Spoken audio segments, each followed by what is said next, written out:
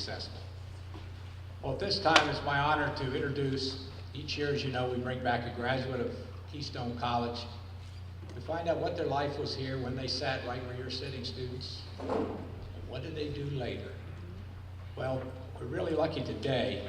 Our recipient's a member of the class of '74. Now, in your program, there's notes about, because it would have taken a volume, what this young man has accomplished since he left us in '74. And a chance to visit with some of his faculty. He's looking forward to seeing anybody else that would like to say hello. And if he has to stay overnight, he can just stay right in Hedgewood, so we'll be okay. Now, officially, Michael E. Jones co-founded the Clover Capital Management, a registered investment advisory firm, in 1984. And that firm has grown since then to hold more than $2.5 billion in client assets.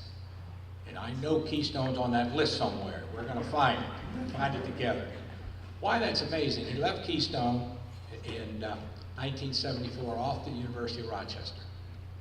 Double degree there, so he's finished there in '76.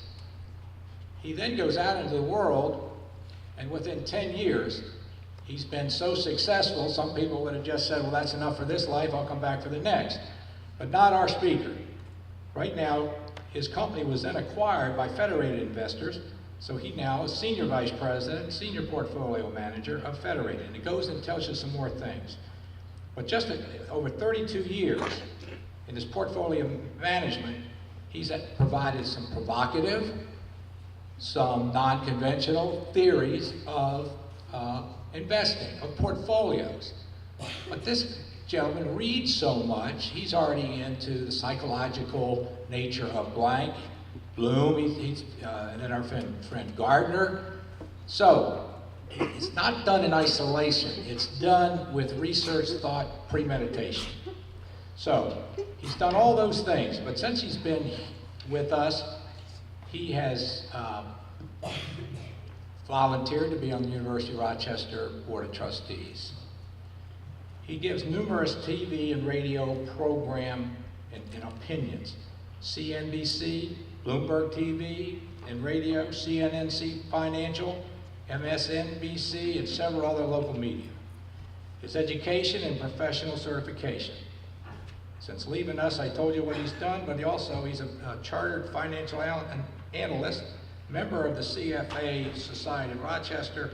He's earned after his degrees from Keystone College in '74 and a degree in biology and psychology, a double major, University of Rochester. Biggest thing is he taught his experience here. And I'll just be brief with it because he might want to tell you a lot of it. When Harry Miller was president, of the in two-year colleges and universities. And they have a place for a student to be on the board. Most of us, it took us years before we were allowed into the room with other college presidents. He walked right in as a student of, Harry was an officer, asked Mike to become involved, Mike was involved, and the rest is history. When you get a chance to hear him speak about life, how he saw life, he's married, wonderful wife, who supported him in these ventures. He'll tell you a little bit about that when you decide to be your own boss and break out as he did, and very successful. 2 children, daughter-in-law, and 2 grandchildren. But most of all, he's outdoors. He had a taste in Nokomis. He's an avid fly fisherman, picked up tennis here, and now he's going on and win all these tennis tournaments. But he talks about whatever you wanted to do, you could do here. There was room and there was space for you to try anything. And so even the way he even got to Rochester, one determined faculty that Mike had not set his bar high enough to be successful after he knew him in class, and Mike changed his ways. And we'll find all about our old Mike Jones, class of '74. Welcome, sir. We're glad to have you here.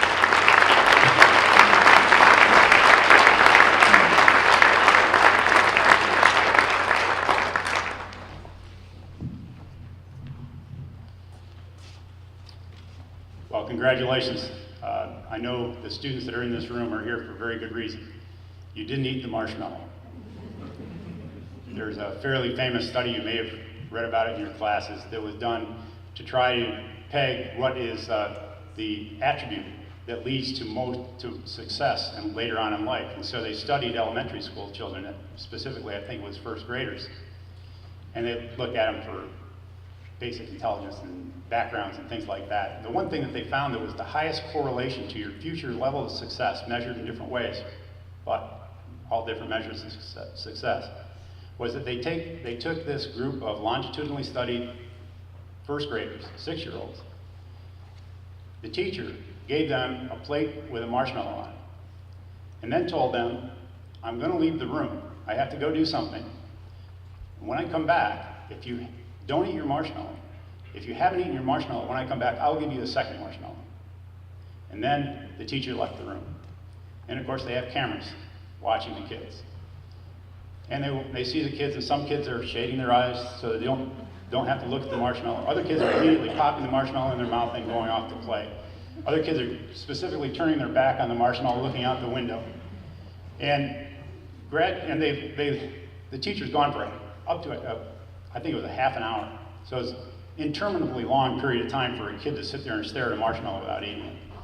And eventually most of them did.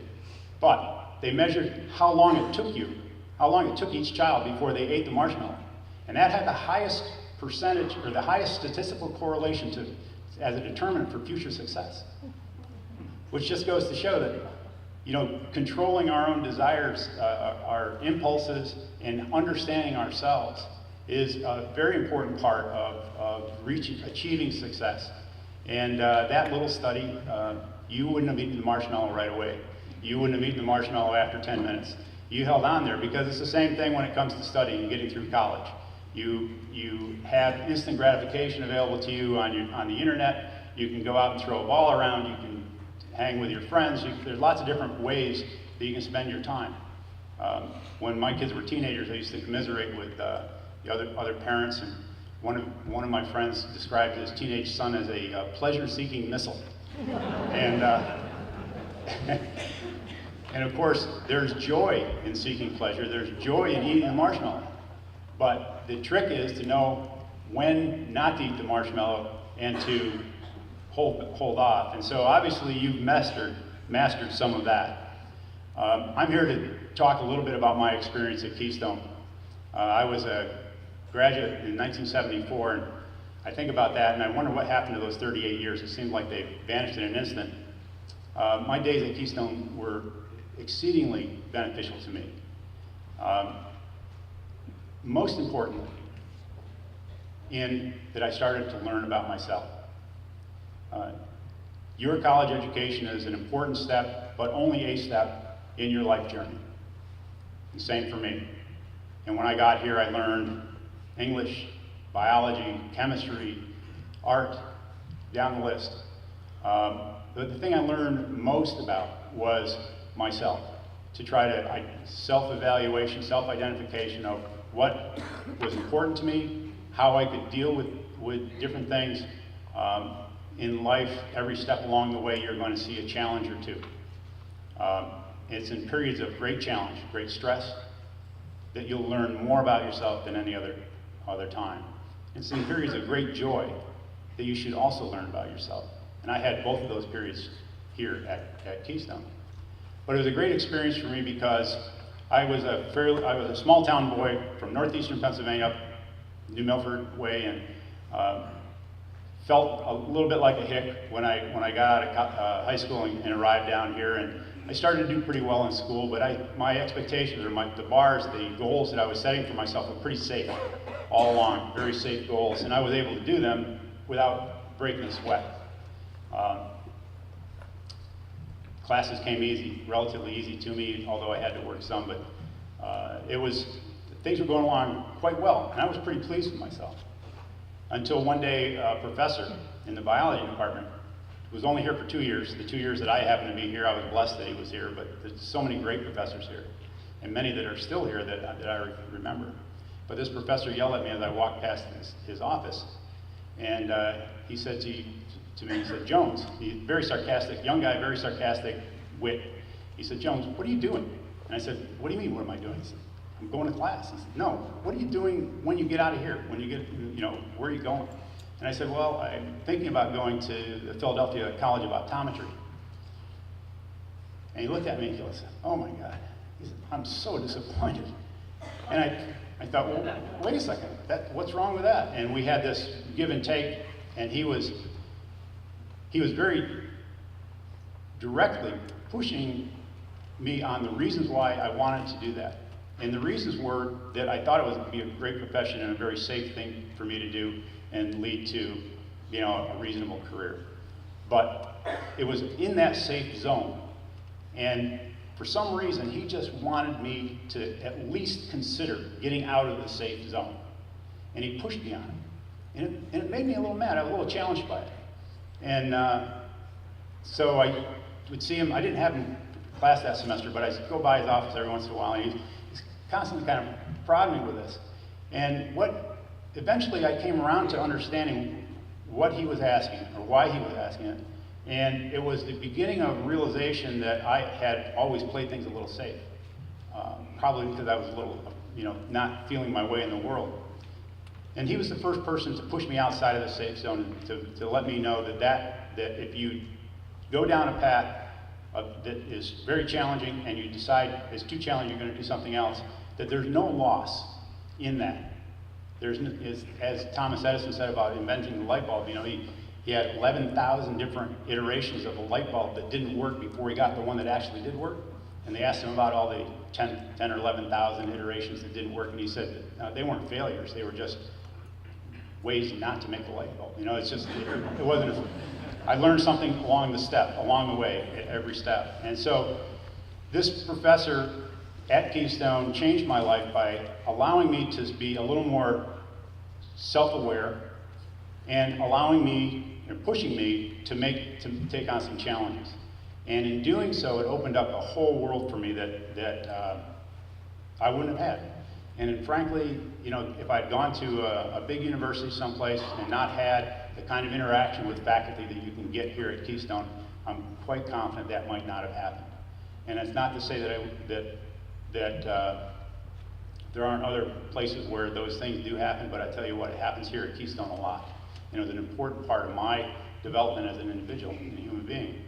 And self-examination, self-awareness, I think, is so important for each of us. It's something I spent a lot of time on. As President Bain said, I started my own company at age 29. I look back on it now, and my son's 29, and I go, wow, I just can't imagine. I had a 1-year-old and a 3-year-old child, and I had a job making 6 figures. I made more money than my father. I made 3 times as much money in salary as my father ever made in his whole career at GE. And I came home to northeastern Pennsylvania and told my dad that I was going to leave this job and start my own company, and he cried. He thought I'd lost my mind. With 2 young kids, wife not working, and I was going to go off and do this. I'm very confident that the reason that I was able to make that decision and go do that was this awareness that the challenges may be great, and it may be that I fail. But even if I fail, I'll have learned something and be at a different place, in a better place. And fortunately, I guess for me and for my dad, I didn't fail. I did okay, and it's been that way for me ever since that day that this professor, Joel Tennis, called me in his office and said, I'm so disappointed. If you don't set your bar high enough and you don't undertake the kind of challenges, you don't know what your limits are, what your opportunities are. And so, Keystone will always have that spot in my life story. So I'm very pleased to be here to share that with you and tell you that I'm glad you didn't eat the marshmallow, but you got to eat some of the marshmallows along the way. So you'll be good judges, I'm sure, of when you share joy, when you seek pleasure, and when you apply yourself to challenges. So thank you very much for having me here.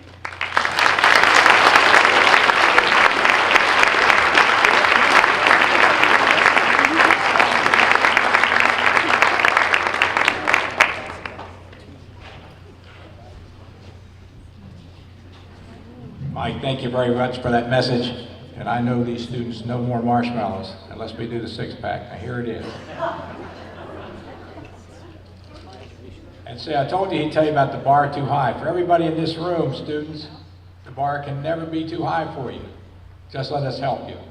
And this is to Michael E. Jones, class of '74. As the 2012 Convocation Keynote Speaker, we applaud his dedication, success, leadership, and willingness to serve as a proud graduate of Keystone College. So Mike, from us to you and to your family, we say